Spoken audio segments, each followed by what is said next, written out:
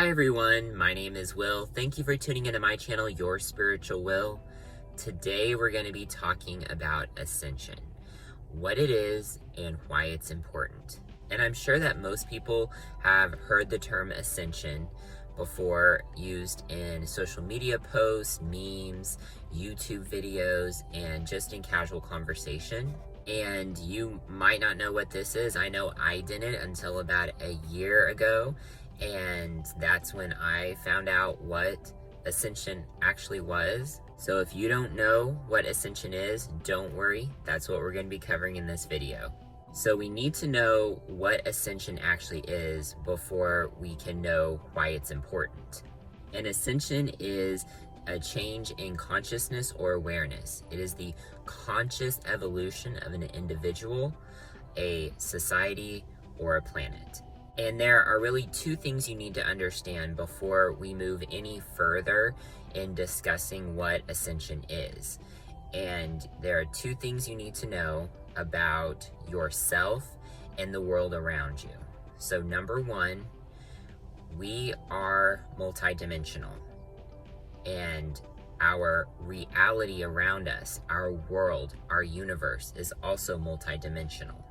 Meaning that there are many layers of ourselves as well as the world and the universe as a whole. So it's kind of like an onion, has all these layers, so do we, and so does the universe. There are different dimensions, there's different timelines, and this you have to understand before you can go into what Ascension actually is. And two, that we are energy. We are made up of energy. We may be in a physical vessel, but we ourselves are energy. Our souls are energy. We have energy centers, and these are called chakras. And we are constantly vibrating at certain frequencies in our day-to-day lives.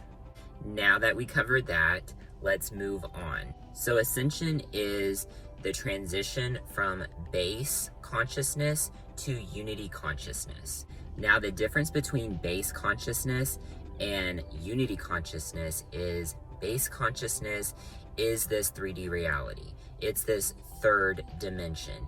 It's this matrix that we live in, which is very based around self. And the energy here is fear-based, which is very constrictive and regressive energy. Now, unity consciousness would be the fourth or fifth dimension. It's a higher dimension than the one we're in right now. And unity consciousness is more about community. And it's based in love and has a very expansive and progressive energy. So you can kind of see the difference in between where we are and where so many people are trying to get to. The current reality is very physical, it's very dense, it's full of struggles and hardships and pain and suffering, and it's based around fear because it's working from your lower chakras, so the more survival instinct. So gotta go to work to make money, so this way you don't starve, so this way you can feed your family, so this way you're not homeless, so this way, like, there's all of these aspects of this reality that are very based in fear, that are very based in survival. And you could argue that, should we even have to worry about those things in this life? Like, what would it be if we didn't have to worry about that? If we all just took care of each other and we had the basic resources that we needed in order to survive, how much better of a society would we have? And the fourth dimension or the fifth dimension, which is where everyone is trying to ascend to, this is where it's less physical. Everything gets less physical. There's less pain, less suffering. It is a more harmonious and love-based dimension than this one. So now that we've covered what Ascension is, what you need to know in order to understand Ascension, and what the transition looks like between the third dimension and the fifth dimension, we can now talk about how to get there. So we change states of consciousness when we realize and accept these truths. By doing this, we are embracing our God selves, and we become one with our higher self. Because remember, we are multidimensional. There's more than just this physical vessel. Not everything about us can be physically seen. And when there is no longer a separation in our minds between us, our higher self, and God's source, that we are all one, then we naturally raise our vibrational frequency. We increase our capacity for light and love. We shift into a higher dimension, onto a higher timeline. We ascend. And because we are energy, frequency, and vibration, we will reach a point where we can no longer be in the same frequency as someone of a lower vibration. And you already start to see that now, how there are certain people that can't be put together. They can't even be in the same room. They can't be a lot of times can't be in the same city or even the same state. We're already starting to see this with massive migrations of people moving from one region of the world to another region. And one of the reasons is because they are no longer vibing with the people that are moving to that region. And so they move. That region no longer has the same vibration that they are now holding. So they move to an area that holds the same vibration they do. This is a lot of times because one person is vibrating at a higher frequency than the other, and they just cannot be together. They can't be within proximity of each other. And this is called the bifurcation of worlds. It is the literal splitting of worlds, of timelines, of realities between the 3D and the 5D. And you also know when you are vibrating at a higher frequency, when you start to not enjoy doing the things you used to do, such as going to the movies, watching the news, watching sports. All of these things will start to fall away as you ascend. You will just no longer like to do these things, like to watch these things. And it's not that they're bad. It's that you are now vibrating at a higher frequency than you used to, so you no longer resonate with these things. And this is how the collective can create our own timeline and the timeline of this planet. We literally create our own timeline. And when this happens, this is where our physical structure will actually change on a cellular level. We will move from a more carbon-based structure to a crystalline structure. Now you may ask, how do I ascend? How do I start this journey? Well, it all begins with your spiritual awakening. And most spiritual awakenings start by an outside event. So something outside of us happens and causes us to start to look within, to start to look for answers. We start asking those questions and we start getting those answers, then the universe starts to move in very mysterious ways and we start our spiritual journey. So I'm going to give you 10 things you can do to help jumpstart your spiritual journey, to help you on the path of ascension. So number one, question everything. Even if it's stuff that you've been taught since you were just yay high, question everything. When we start questioning the very basis of reality, the universe will start providing us answers. There is a quote from Thomas Jefferson: "Question with boldness even the existence of a God, than that of blindfolded fear." Because when we stop questioning, we stop growing. So if you start questioning, you will start to grow. The universe takes that as a sign that you are ready to grow, that you are ready to move forward in your life, in your spiritual life, in your physical life, and the universe will give you those answers. You'll start getting sudden realizations. You'll start getting downloads where the answers actually come to you as you signal to the universe that you are ready for the next step. Number 2, meditate. Learning to calm your mind while also observing your thoughts. When you take the time to meditate, you will start to find the answers on your own. And the universe will actually be giving you those answers. But you first have to learn how to quiet your mind. If you can't quiet your mind, this is going to be more difficult because the universe is trying to speak to you, but you've got so many things going on in your head that you can't hear the universe, or you can't see signs that the universe is giving you. Meditation also allows you to find yourself, your true self, and enables communication with your higher self, with spirit, and the universe, as well as guides and angels, who are all a part of your legion of spiritual advisors. And every person has a legion of spiritual advisors. Anytime they have a problem, anytime they're going through a tough time, you literally have a legion of spiritual advisors at your fingertips. All of this naturally increases your frequency and vibration. And by observing our thoughts and learning why we do the things we do, we heal ourselves and learn to transmute the darkness. Which brings me to number 3, which is shadow work. And shadow work is a necessary healing process for ascension. So just like a hot air balloon, you have to throw the weights that are holding the basket down to the ground so people can get in and out of it. You have to throw those weights off in order for the hot air balloon to lift. Same in your spiritual life. You have to remove those weights that are holding you down, that are physically holding you here. And shadow work allows you to do this.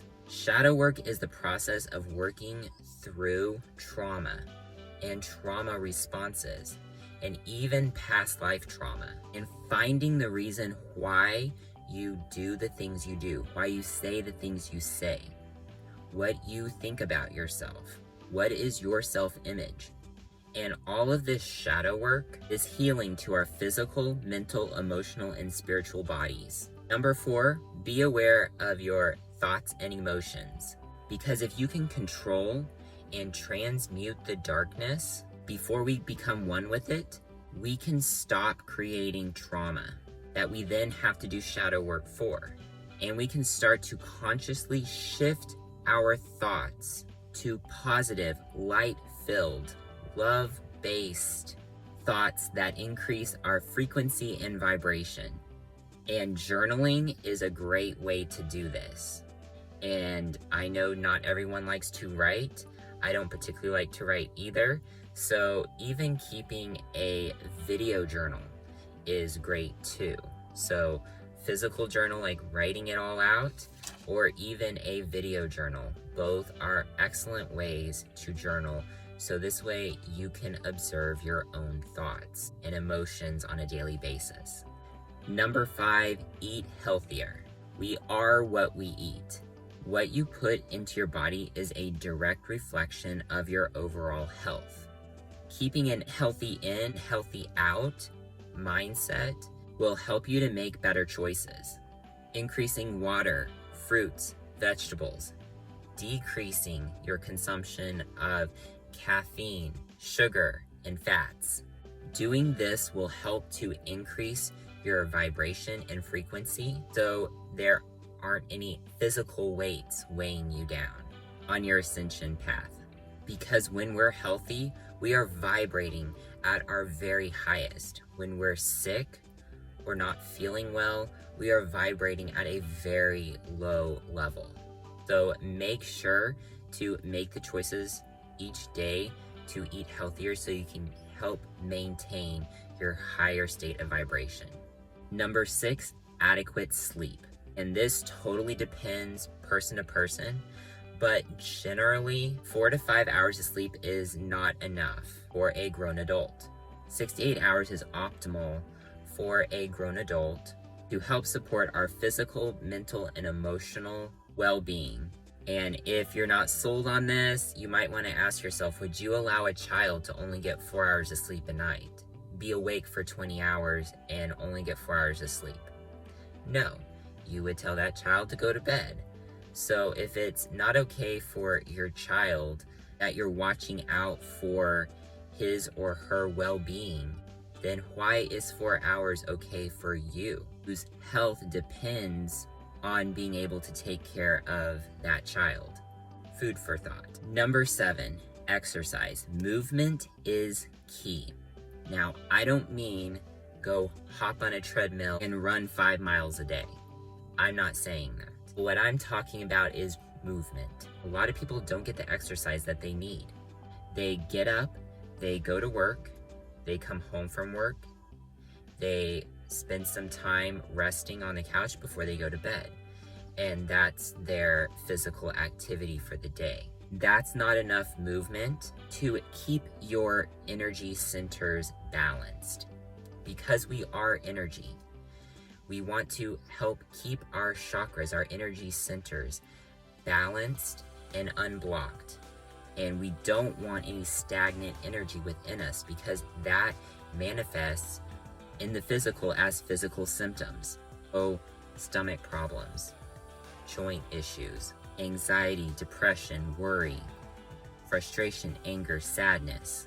All of these things are tied to overall health. And if you're not getting the exercise you need, you're not taking care of your overall health. So spend 10 or 15 minutes and do a yoga flow exercise each night or each morning or on your lunch break. And these don't cost any money. You can look up on YouTube for easy yoga flow exercises. Put together 10 minutes worth of exercises and just do that every day. There's no going to the gym, no having to worry if the machines are all being used. This is an excellent way to stay healthy.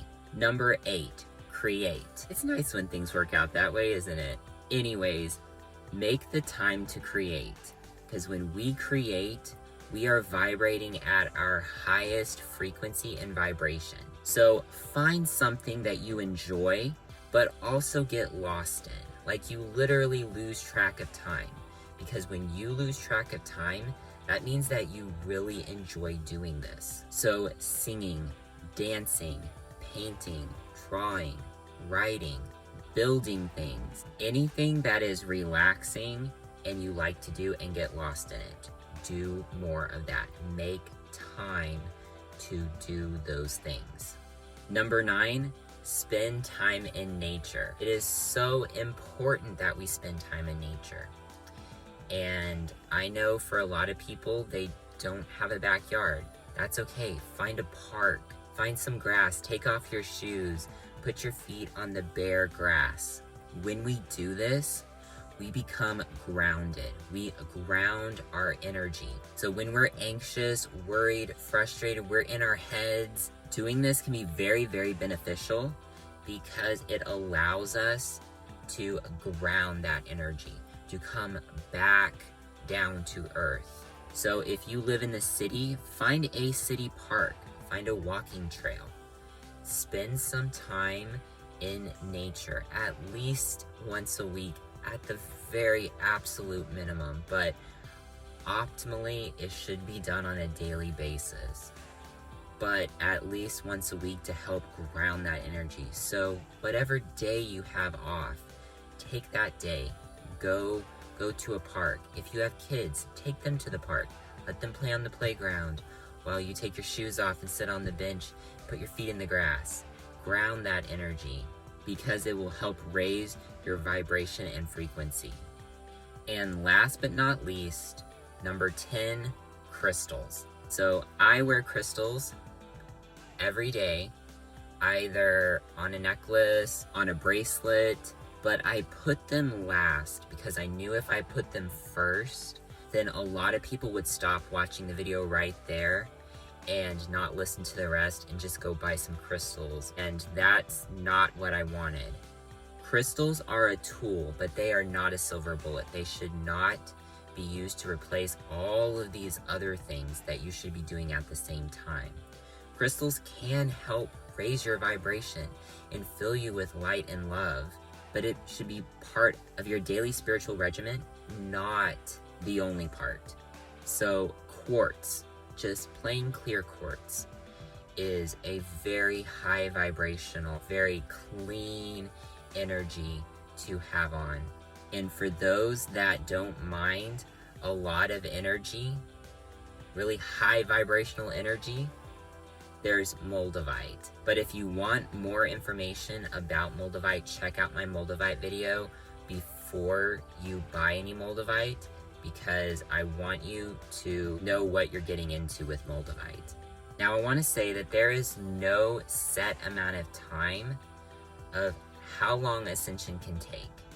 It depends on the person, the environment, and the amount of effort the individual is willing to put in.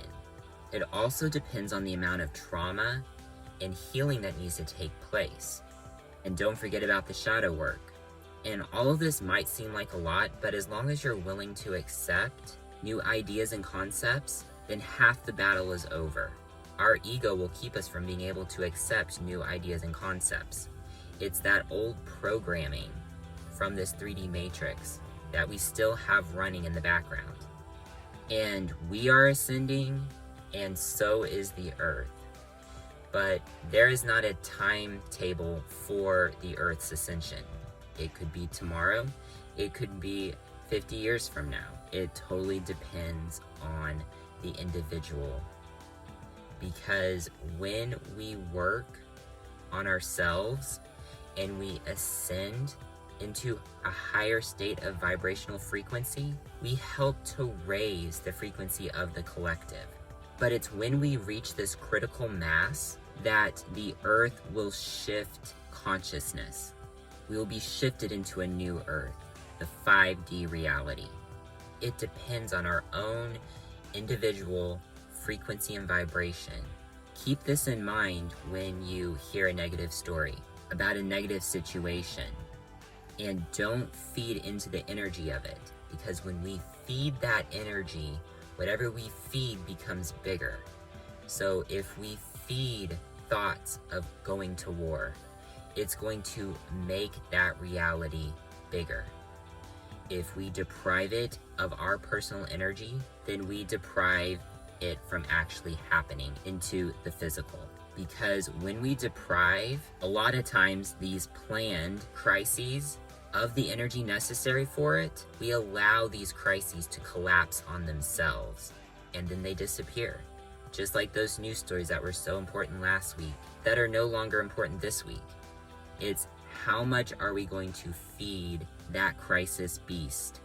Because we are energy, we produce energy, and we can control that energy around us. And I hope you guys enjoyed this video. I know I enjoyed making it. I hope that it was helpful to you. Please let me know down in the comments below. If you like this video, if you have any questions, comments, concerns, let me know, and I will definitely reply. Also, let me know what kind of videos you want to see in the future. This video was actually a suggestion from a subscriber that was left in the comments. And make sure to check out my Etsy store, Conscious Crystal Life, for handmade crystal pendants, as well as Reiki healing services. And also check out my other Etsy shop, Conscious Inspiration, for original art prints. Check me out on Instagram at WillHicks222 and on Facebook at Conscious Reiki Healing. And make sure to like, subscribe, and hit that notification bell so this way you get notified anytime I make a video. Thank you guys so much. You guys are so awesome. I really do hope that you enjoy this video and you have an awesome day today. Much love and light to all of you.